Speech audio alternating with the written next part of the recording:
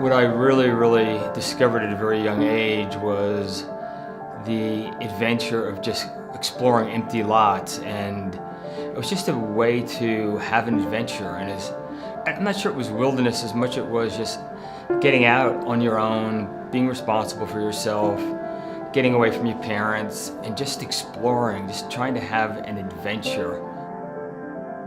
Climbing for me was just a very addicting activity, and I think it was the combination of the tribe, the physicality, the mental focus, and just the thought that you could go places you never thought possible.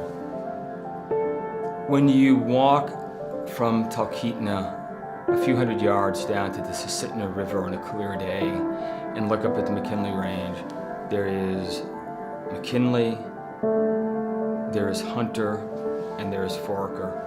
Right in the middle is Hunter, and you are looking right at the southeast spur of the south face. It's like the Walker Spur of the Alaska Range. It's one of the most elegant, beautiful lines. It was like a cassin.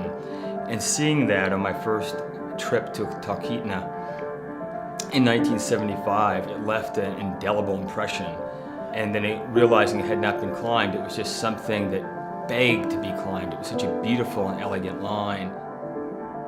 I recognized the commitment, the risk involved, but had done everything in my power to spend 2 years training for this, getting as fit as possible, just stacking the deck in my favor.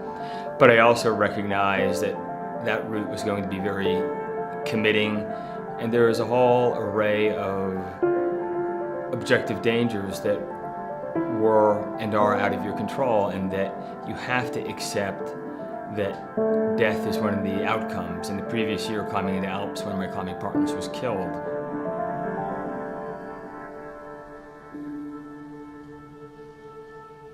There was a need for me to accept the consequences of what I was doing, and to make sure that my parents and my family understood that I knew exactly what I was going to do and knew what the risks were, and I fully accepted them because this was more important to me than anything else in my life.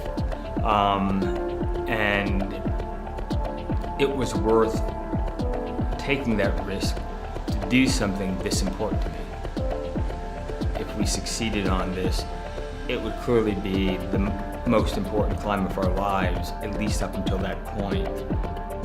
Hunter was a climb that I thought would take 6 days, and it took 13 days, and it pushed us to our absolute limits, and we succeeded because of that monomaniacal focus, that we were a really strong team.